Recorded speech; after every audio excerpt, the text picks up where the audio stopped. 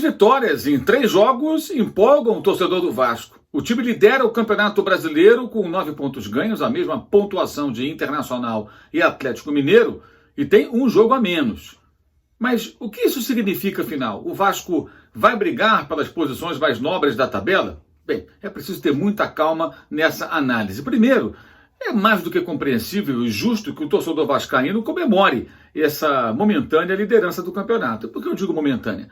É óbvio que com o elenco que tem, com os recursos que possui, com os problemas que são muitos no clube, ainda mais no ano que terá eleições, é muito pouco provável, né? Muito improvável e pouco provável que o Vasco da Gama consiga sustentar uma posição lá no topo da tabela ou nos arredores por tanto tempo, né? O Vasco jogou 3 partidas contra, primeira rodada, Sport Recife, que é um time que vem da segunda divisão, né? E é um time que é um dos fortes candidatos ao rebaixamento. São Paulo, que vive uma tremenda crise, né? E que poderia estar na zona de rebaixamento, onde está o Flamengo nesse momento, não fosse o gol do Luciano, que empatou o jogo com o Bahia já no finalzinho, né? O São Paulo perdia para o Bahia por 1-0 em casa, e venceu agora o Ceará, né? O Ceará que já perdeu para o Sport e que, embora seja o campeão da Copa do Nordeste, em tese tem uma prioridade, que é ficar na primeira divisão. O Ceará não é um time que briga, então foram adversários, um adversário mais tradicional, um time maior, que é o São Paulo,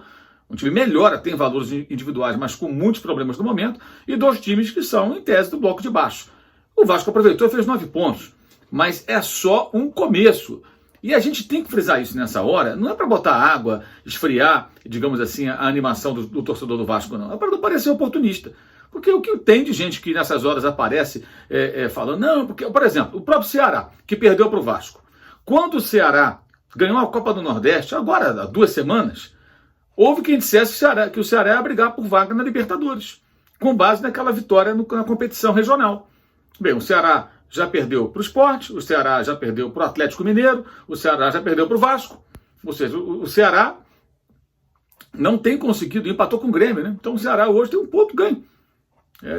Só está à frente do Coritiba no Campeonato Brasileiro. Vive um momento difícil nesse começo de competição.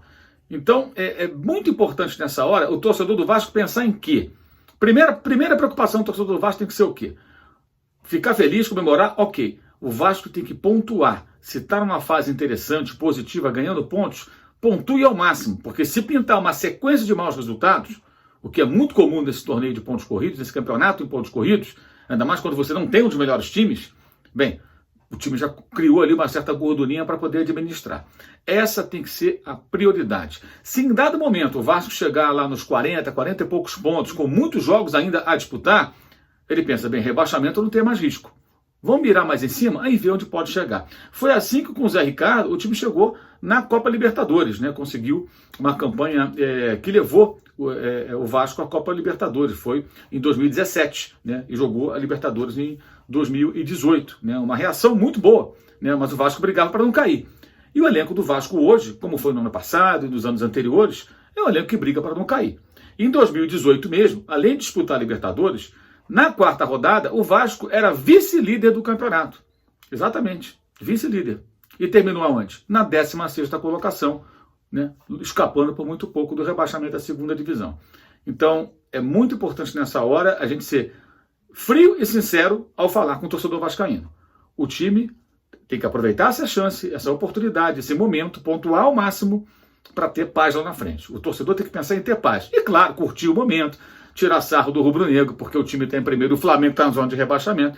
Mas é óbvio, é evidente que, salvo uma surpresa muito grande, a tendência é que as posições naturalmente se invertam e que o Vasco desça mais um pouco.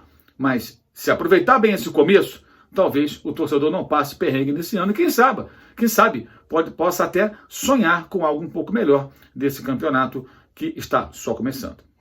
Saudações.